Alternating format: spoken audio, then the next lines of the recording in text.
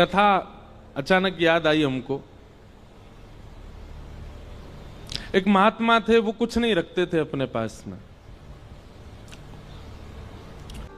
उस पर मनन चिंतन करने से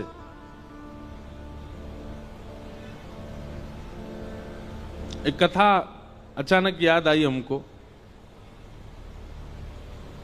एक महात्मा थे, वो कुछ नहीं रखते थे अपने पास में। कभी किसी से कुछ लेते भी नहीं थे। हां, कोई भगवत वस्तु दे दे तो उसको संभाल लेते थे। किसी भक्त ने उनको गीता जी दे दी। महात्मा जी बड़े प्रसन्न हुए, गीता जी को उन्होंने स्वीकार कर लिया, रोज पढ़ते थे। कुछ दिनों में संपूर्ण गीता जी का पाठ पूरा हो गया। तभी एक व्यक्ति, उसके अंदर वैराग्य जाग गया था, वो महात्मा जी के पास आया, बोले मुझे अपनी सेवा में रख लीजिए। तो महात्मा जी ने उसको अपनी कुटिया में रख लिया। निष्किंचन महात्मा। एक दिन उनके मन में भाव आया कि हम कुछ तीर्थ यात्रा करने के लिए जा रहे हैं। तो महात्मा तीर्थ यात्रा के लिए जैसे ही निकले तो चेलाराम से कह के गए, बोले देखो हमारी कुटिया में है तो कुछ भी नहीं, खाली है पूरी, एक गीता जी है बस, यही हमारी संपत्ति है, इनको संभाल के रखना। उसने कहा ठीक है। अब वो गीता जी को संभाल करके रखता था। एक दिन एक चूहा घुस गया कुटिया में और वो गीता जी को कुतरने लगा।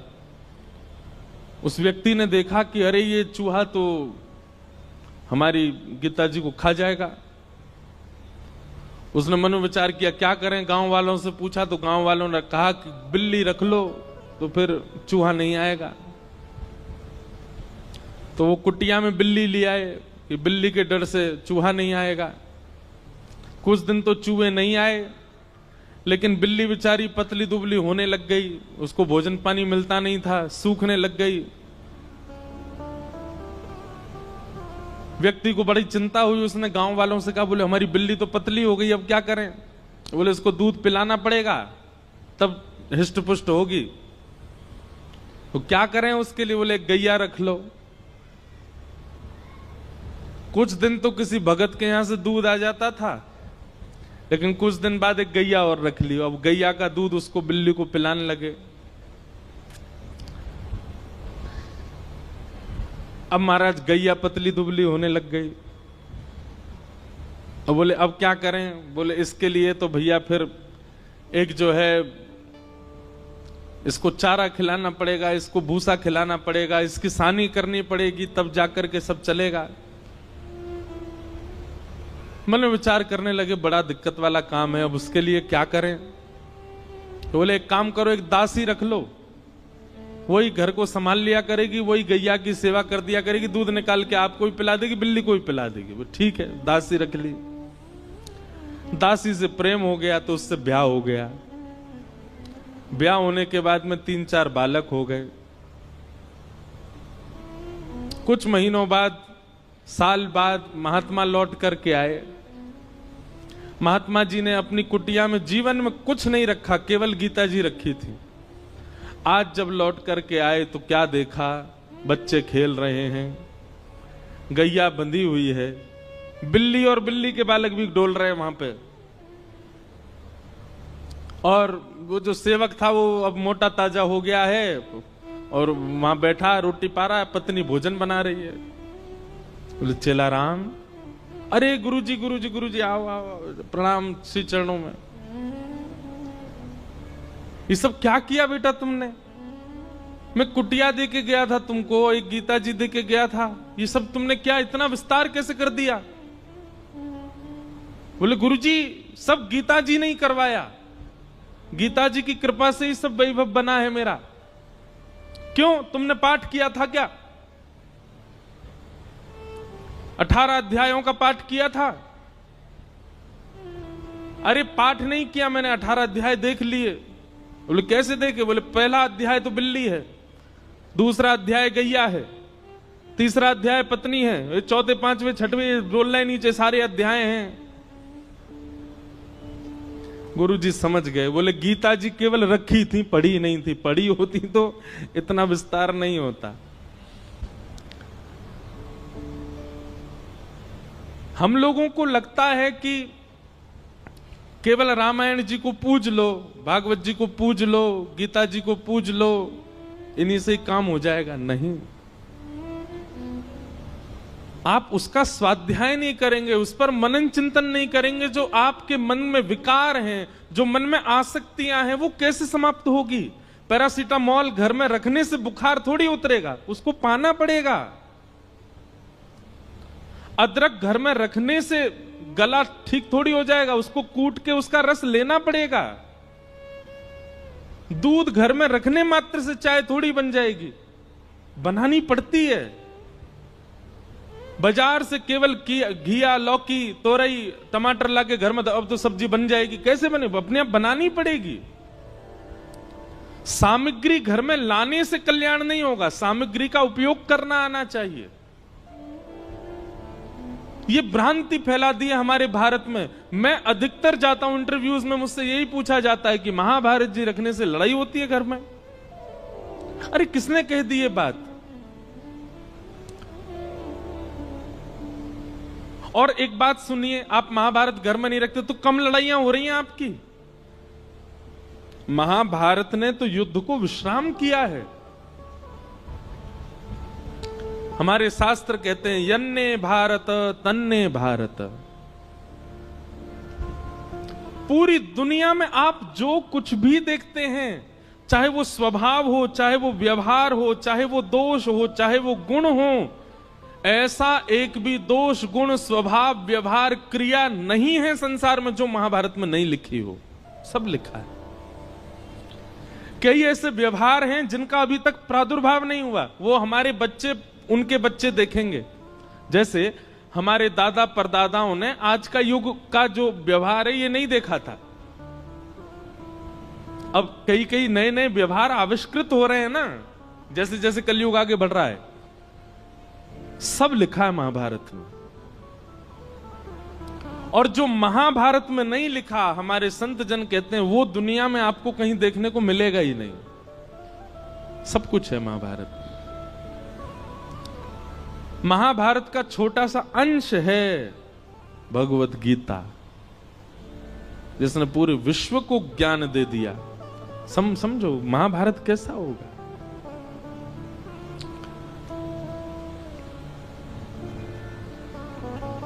कल हम लोग द्रौपदी का प्रसंग सुन रहे थे। उत्तरा के बालक की रक्षा की वही बालक परीक्षित हुआ। हमारे पूज्य पिताजी महाराज के गुरुदेव भगवान अनंत श्री विभूषित श्री रामानुज प्रपन्नाचार्य गुरुजी महाराज, हमारे दादा गुरु, उन्होंने भागवत जी के कई विषयों पर छोटे छोटी किताबें लिखी हैं। वो कहीं प्रकाशित नहीं है, हमारे घर में ही रखी हैं बस। तो कभी कभी मैं देखने का अवसर मिलता है तो मैं उसमें भाव देखता हूं गुरु जी के। तो वहां गुरुजी एक बात को संकेतित करते हैं कि भगवान ने उत्तरा के बालक की रक्षा क्यों की। अच्छा, भगवान बाहर खड़े खड़े भी ब्रह्मास्त्र को नष्ट कर सकते थे, लेकिन ठाकुर जी गर्भ में क्यों गए? गर्भ में जाकर के उस बालक की रक्षा क्यों की? ब्रह्मास्त्र चलाया था ना उत्तरा के बालक पर, बाहर से ही देख देते ब्रह्मास्त्र नष्ट हो जाता। ठाकुर जी भीतर क्यों गए? और वो भी उस गर्भ में गए जिस गर्भ में न जाना पड़े। इसके लिए सारे वेद, वेदांत और उपनिषद कहते हैं, सारे पुराण यही तो कहते हैं, ऐसे कर्म करो कभी गर्भ में ना पड़ो। भगवान खुद चटपट घुस गए भीतर रक्षा के लिए। तब हमारे गुरुदेव भगवान कहते हैं, बोले सामान्य बालक होता तो ठाकुर जी बाहर से ही ब्रह्मास्त्र नष्ट कर देते, लेकिन ठाकुर जी ने जब उस परीक्षित के पूरे भविष्य का चिंतन किया तो मन में विचार आया, ओहो ये तो भविष्य में चल करके हमारी कथा का श्रोता बनेगा, क्यों ना ऐसे बालक को गर्भ में दर्शन दिया जाए। इसलिए ठाकुर जी गर्भ में गए। आप लोगों को बहुत आसान लगता है कथा में आना, आप लोगों को बहुत आसान लगता है कि गाड़ी में बैठ के आए, पहुंच गए कथा में, कथा सुन ली। हमको बहुत आसान लगता है कथा करना, वैसे है नहीं, हमको तो नहीं लगता आसान। कोई हमसे पूछे कितनी कठिनाइयां होती हैं कथा सुनाने में, कई बार आपने देखा होगा कि हम आंख बंद करके कथा कह देते हैं 1 आध घंटा तक। क्यों? उस समय किसी श्रोता का कुभाव दिख जाता है। कुभाव मतलब या तो उबासी लेता हुआ दिख गया कोई, या फिर कोई फोन चलाता दिख गया है। तो ऐसी स्थिति में जब श्रोता दिख जाते हैं तो फिर कथा भूल जाता हूं मैं, इसलिए फिर मैं आंख बंद करके कथा कहता हूं। हम मना क्यों करते हैं कि जब हम मंच पे आए तो हमको स्पर्श मत करो? उसके पीछे कोई और बात नहीं। ऐसा नहीं कि मेरे अंदर बहुत पुण्य है इसलिए मना कर रहा हूं। मैंने अनुभव किया है कि कई बार लोगों के स्पर्श से हम जितने भावना बनाकर के आए मंच पे आके सब भूल जाता हूं मैं। आप तो सद्भाव से स्पर्श कर रहे हो, पर किसी का कोई भाव ही नहीं है, वो देखा देखी स्पर्श कर रहा है। इसीलिए दूर से प्रणाम करो, आपको ही फायदा मिलेगा, हम कथा अच्छे से सुना पाएंगे। पर जब बहुत ज्यादा लोग स्पर्श कर देते हैं तो मैंने देखा है कि मेरे भाव जितने होते हैं शून्य हो जाते हैं। कथा करना भी बड़ा कठिन है, पर कथा सुनना भी बहुत कठिन है। कथा में बैठ करके बहुत देर तक श्रवण करना, और केवल श्रवण नहीं, उसका निरुध्यासन करना, उसको समझ करके जीवन में उतारना, ये भगवत कृपा के बिना नहीं हो सकता।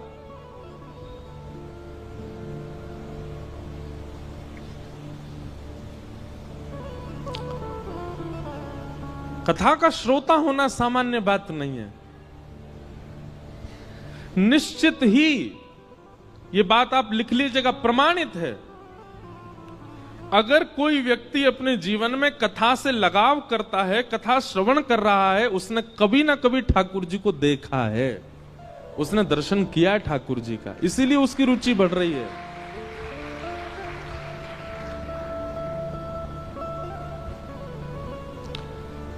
क्यों इतना आनंद आता है सुनने में? क्यों इतना सुख मिलता है आपको? क्योंकि कभी ना कभी आपके जो भीतर चित्त है, आपकी जो आत्मा, उसने कभी अनुभव किया है ठाकुर जी का।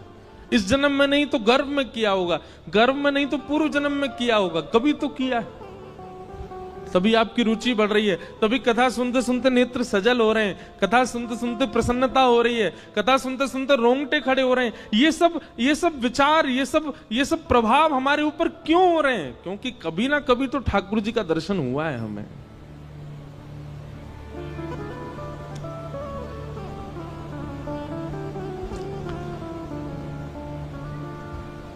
कुंती ने भगवान की स्तुति गाई, तत्पश्चात भीष्म पितामह ने भगवान की स्तुति गाई, और फिर भगवान द्वारिका प्रस्थान कर गए। उत्तरा के गर्भ के बालक ने जन्म लिया, और कुछ वर्ष बाद जब भगवान अपनी लीला पूरी करके चले गए, तब पांडवों ने उस बालक को राज्य गद्दी पर बिठा दिया, और पांडव भी स्वर्गारोहण को चले गए।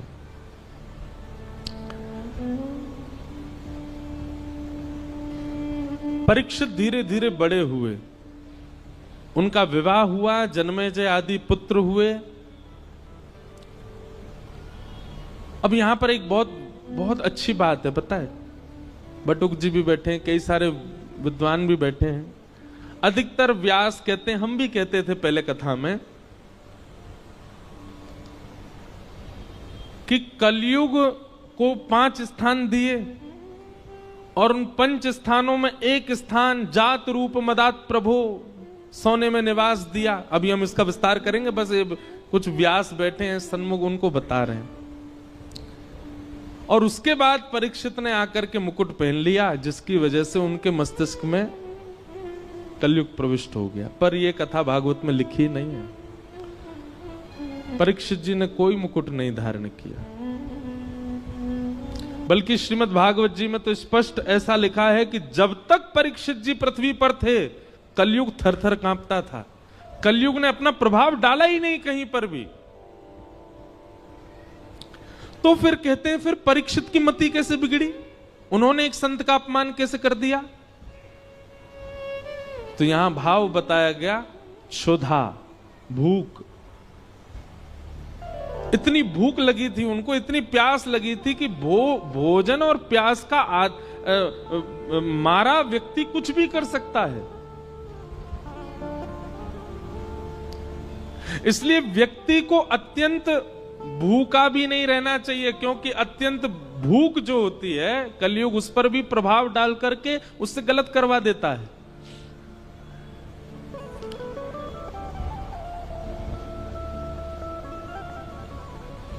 दो लोगों को भगवान नहीं मिलते। कौन दो लोग? बहुत खाने वाला और बहुत सोने वाला। पहला, जो बहुत खाता होगा और बहुत ज्यादा ही सोता होगा, समय से ज्यादा सोता है। अच्छा देखो, एक हमारे जैसे सोने वाले हैं। हमारे जैसे सोने वाले मतलब जिनकी 4-4, 5-5, 6-6 महीना की नींद बकाया है। कभी कभी नींद आती है तो खूब देर तक सो लेते हैं, पर कभी कभी सो पाते हैं हम। लेकिन एक व्यक्ति करता धरता कुछ नहीं है, पूरे दिन पड़ा रहता है बस, फिर भी उसको इतनी नींद आती है कि रात में सोता है, सवेरे उठता है 10-11 बजे। काम नहीं करता, कहीं बाहर जाने का उसका काम नहीं, घर में पड़ा रहेगा पूरे दिन, और फिर भी उसको इतनी नींद आती है कि 7-8 घंटे सोता है। ऐसे व्यक्ति को ठाकुर जी नहीं मिलते। जो पारिश्रमिक नहीं है, परिश्रमी नहीं है, और फिर भी सोता है। और दूसरा, बहुत खाने वाला। इसमें भी यही बात आएगी, जो बहुत परिश्रम नहीं करता है लेकिन खाता बहुत है, बहुत खाता है, अधिक मात्रा, भूख से अधिक खाता है। ऐसे व्यक्ति को ठाकुर जी नहीं मिलेंगे। पहला व्यक्ति बहुत सोने वाला, बहुत खाने वाला। और दूसरा व्यक्ति बहुत कम सोने वाला और बहुत ही कम खाने वाला, उसको भी ठाकुर जी नहीं मिलते। क्यों? इसके प्रति ठाकुर जी विचार, पहले वाले के प्रति तो विचार करते हैं, ये मेरी थाली खा जाएगो और ये सोता ही रहेगो, मोते कब खेलेगो, मेरे संग कब रहेगो, इसलिए ठाकुर जी उसको नहीं मिलते। और दूसरे वाले के प्रति ठाकुर जी विचार करते हैं, जे खुद ना खावे मुंह का खवावेगो, ये खुद ही भूखो रहे मुंह का खवावेगो। और दूसरी बात ठाकुर जी सोचते हैं, खुद सोवे ना है मुंह भी ना सोन देगो, पूरे दिन जगो रहे तो मुंह परेशान करेगो। हमारे ब्रज के संत कहते हैं, बहुत कम खाना और बहुत कम सोना, बहुत ज्यादा खाना और बहुत ज्यादा सोना, दोनों ही भगवत मिलन में बाधा हैं। मध्यस्थ रहो, मध्यम रहो। अब आप कहोगे ये मध्यस्थ कैसे पता चले, मध्यम कैसे पता चले? निद्रा कैसी हो? इतनी निद्रा हो जाए कि पूरे दिन फिर भले ही लेटने को भी ना मिले तो भी काम चल जाए। इतनी निद्रा लेने वाला व्यक्ति, और पूरे दिन फिर परिश्रम कर सके, ठाकुर जी से मिलने के लिए परिपक्व है। और इतना भोजन करे कि उससे आलस्य ना आवे, ऐसा व्यक्ति भी ठाकुर जी से मिलने के लिए परिपक्व है। अपच ना हो, इतना भोजन करे बस, ऐसा व्यक्ति भी ठाकुर। और भैया कछु तो खुद भी अपने आप भी समझ जाया करो, जीवन में कितना सोना चाहिए, कितना खाना चाहिए, इसका थोड़ी व्यवस्था बनाओ और उस अनुसार ठाकुर जी के मिलन के लिए चलो। तो परीक्षित जी महाराज एक दिन विचरण कर रहे थे और विचरण करते हुए उनको कलयुग मिला, जो कि वृषभ यानी कि धर्म के 3 पैर काट चुका था, चौथा पैर काट रहा था। धर्म के 4 चरण हैं, सत्य, दान, दया और पवित्रता। कलयुग में केवल एक पैर बचा है धर्म का, वो है सत्य। दान, दया और पवित्रता तो खत्म हो चुके हैं। कलयुग में दान नहीं करता व्यक्ति, दिखावा करता है। कलयुग में दया नहीं करता व्यक्ति, एहसान करता है। कलयुग में पवित्र नहीं रहता व्यक्ति, केवल पवित्रता का आडंबर करता है। थोड़ा बहुत यदि बचा है तो सत्य बचा है। सत्य भी बोलता नहीं है, सुनने के लिए सत्य चाहिए। दूसरे से भले ही झूठ बोले पर अपने लिए उसको सत्य चाहिए, इतना सत्य बचा है बस। और कलयुग उस चौथे पैर को भी काट रहा है, सत्य को। तभी परीक्षित जी महाराज पहुंच गए, कलयुग को पकड़ लिया, जान से मारने लगे, चरणों में गिर गया, महाराज मुझे स्थान दे दीजिए। तब 4 स्थान प्रदान किए, द्यूतम पानम स्त्रियः सूना, ये 4 स्थान पहले प्रदान किए। जुआ, मदिरा पान, भक्ष भक्ष सेवन, पर स्त्री पर पुरुष गमन और हिंसा, लड़ाई झगड़ा, कलेश, इसमें कलयुग का निवास। कलयुग ने पुनश्च याचना की, बोले कि महाराज मेरा परिवार बड़ा है, एक स्थान और दे दो। तो उसको जात रूप मदात प्रभो, अनीति से कमाया गया धन, 5वां स्थान प्रदान किया। इन 5 स्थानों पर बहुत सावधान रहा कीजिए। कभी भी जुआ में नहीं खेलना है। जुआ का मतलब क्या होता है? धन को दांव पर नहीं लगाना है। यह शर्त लगाना भी एक प्रकार का जुआ है, नहीं लगाया कीजिए। भैया सीधी बात है, किसी की पत्नी को दांव पर लगा दोगे, पति छोड़ेगा आपको? और वो भी पति कौन है? जगत नियंता, जगदाधार, जगदीश्वर, त्रिलोकीनाथ, उनकी पत्नी है लक्ष्मी। आप लक्ष्मी को दांव पे लगा दोगे, नारायण प्रसन्न रहेंगे आपसे। भागवत जी में वर्णन है कि जुआ खेलने वाला व्यक्ति लक्ष्मी को असद स्थान पर प्रयोग करने वाले व्यक्ति से पंचदेव सदैव नाराज रहते हैं।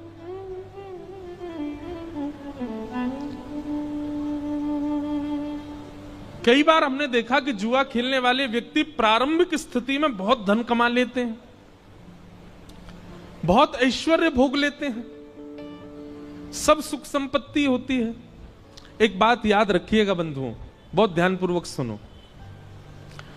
असद क्रिया करने वाला व्यक्ति, बहुत ध्यान से सुनिएगा, असद क्रिया करने वाला व्यक्ति दूषित क्रिया करने वाले व्यक्ति के लिए एक निधान बनाते हैं भगवान। क्या?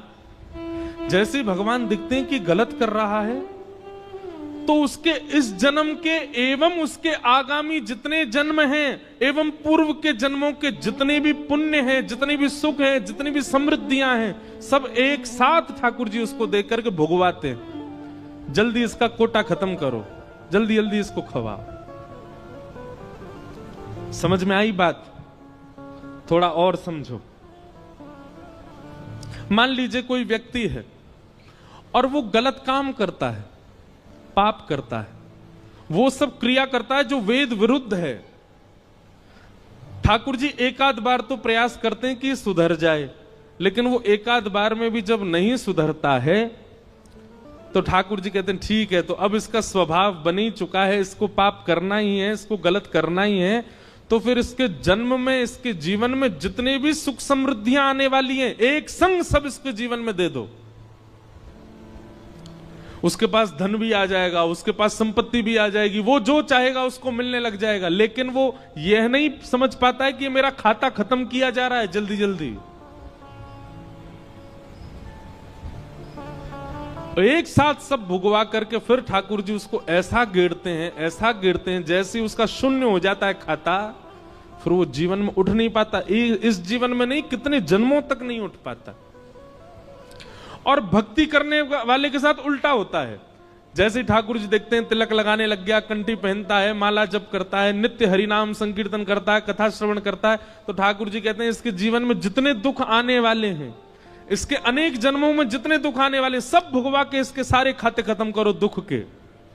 और एक साथ ठाकुर जी भुगवा भुगवा करके सब नष्ट कर देते हैं, शून्य कर देते हैं। और जैसे ही उसका खाता शून्य होता है, ठाकुर जी आकर के उसको हृदय से लगा लेते हैं। कभी कभी बंधुओं एक बात कहे हम, कभी कभी आप जो चाहते हो वो होने लग जाता है, सब कुछ बहुत अच्छा अच्छा चल रहा है, और इसके बदले में आप ये भी जानते हो कि आप पाप करते हो, आप वो सब क्रिया करते हो जो वेद विरुद्ध है, जो शास्त्र विरुद्ध है, और फिर भी आपके साथ सब कुछ अच्छा अच्छा होता है, तो संकेत समझ लेना खाता खत्म किया जा रहा है अच्छाई का। और जिस दिन कंठी माला पहनो, तिलक धारण करो, गुरु मंत्र ले लो, नाम जप करना प्रारंभ कर दो, तैयार हो जाना। अब ठाकुर जी हमारे बुराई के, हमारे जीवन के आने वाले दुखों के, कष्टों के, आर्तों के जितने भी विपत्तियां हैं सब अब भेजेंगे। हमको उसको निवृत्त करना, उससे नष्ट करना, उससे निकलना है, घबराना नहीं है।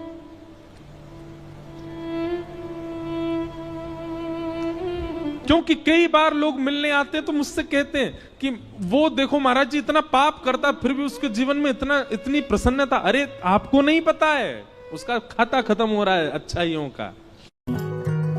With you, just wanna be with you.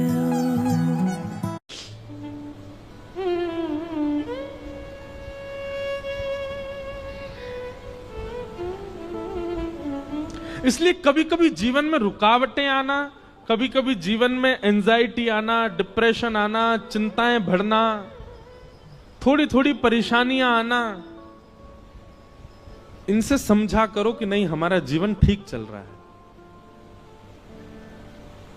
और कुछ हो ही नहीं रहा है। 5 साल हो गए, सब बढ़िया ही बढ़िया चल रहा है, कुछ कोई दिक्कत ही नहीं आती, कभी कोई रुकावट ही नहीं आ रही, कभी चिंता ही नहीं हो रही, कोई परेशानी ही नहीं आ रही। घबरा जाना, हे नाथ जरूर आप कुछ भयानक करने वाले। समुद्र में जब सुनामी आने वाली होती ना, लहरें धीमी कर देता है समुद्र, शांत हो जाता है समुद्र और धीरे धीरे पीछे जाने लग जाता है। तो किनारे वाले लोगों को लगता है अरे ये तो अंदर जा रहा है, और अंदर चलो, और अरे ये तो अंदर जा रहा है, अरे शांत हो गया, देखो लहरें ही नहीं आ रही हैं। और फिर अचानक से एक ऐसा ज्वार भाटा आता है, सब नष्ट कर जाता है। सुनामी देखिए कभी आपने? भोपाल में काय को आएगी सुनामी? समुद्र ही नहीं है। हमने सुनामी तो नहीं देखी, पर सुनामी के बाद का समय देखा। 2004 में आई थी भारत में।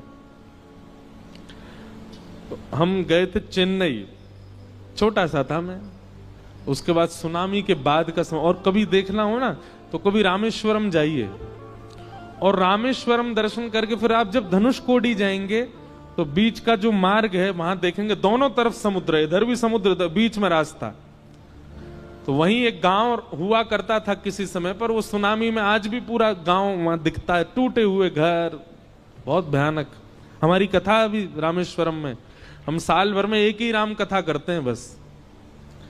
वो भी एक परिवार है, उन्हीं को ही दे रखी है। उन्होंने संकल्प लिया 12 ज्योतिर्लिंग में कराने का, तो पिछले साल सोमनाथ में हुई, इस साल रामेश्वरम में, अगले साल देखो कहां होगी। 12 ज्योतिर्लिंगों में हर साल तो है 25 दिसंबर से रामेश्वरम। और भरत चरित्र पर कथा है, केवल श्री भरत जी का चरित्र। हमारा अभ्यास तो कम है मानस जी पर, लेकिन कई बार जिसको भोजन बनाना नहीं आता ना, कभी कभी रसोई में घुस जाए और कुछ बन तो अच्छा बना जाता है। और कई बार परिपक्व व्यक्ति जो हमेशा ही बनाता है, कई बार उससे भी बढ़िया नहीं बनती सब्जी। तो हम अपनी कथा की प्रशंसा नहीं कर, अपने भाव की प्रशंसा कर रहे हैं। हमको राम कथा का इतना अभ्यास नहीं, पर जब हम बोलने बैठते हैं ना तो इतना आनंद। सोमनाथ की घटना है, सोमनाथ में जब कथा थी, पहली बार राम कथा की, तो हमने कहा भाई हम हर दिन एक पात्र के ऊपर बोलेंगे। एक दिन सीता जी के ऊपर बोले, एक दिन शत्रुघ्न जी के ऊपर बोले, एक दिन लक्ष्मण जी के ऊपर, हनुमान जी के ऊपर, आदि आदि सबके ऊपर एक एक दिन का प्रसंग रखा था। जिस दिन भरत जी का चरित्र था तो मैं कक्ष में पढ़ता था पूरे दिन, मैं मिलता नहीं था वहां किसी से, पढ़ता था और कथा करता था। तो जब भरत चरित्र हम पढ़ रहे थे, आज भी स्मृति में आता है वो सब भाव। अपने बिस्तर की रजाई में घुस के रोया, मैं इतना रोया कि मैं बस ये बोलूं संग वालों से, आज कथा मैं नहीं कर पाऊंगा। मैंने कि जो चरित्र पढ़ने में इतना भाव दे रहा है उसको हम कैसे सुनाएंगे। पर वास्तव में मानस जी, रामचरित्र मानस सामान्य नहीं है, अद्भुत। और उसको कोई भावजन्य व्यक्ति सुने और भावजन्य व्यक्ति सुनाए तो ही मानस जी को न्याय मिल पाएगा, नहीं तो नहीं।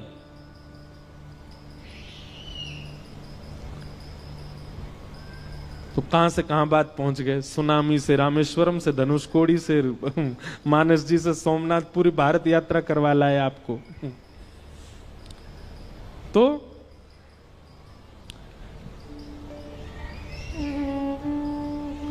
पांच स्थान, द्यूतम, पानम, स्त्रिय, सोना और अनीति से कमाया गया धन। इन 5 स्थानों पर बहुत सावधान रहा कीजिए। धन को कभी भी गलत प्रयोग में मत लगाइए। धन का गलत प्रयोग क्या है?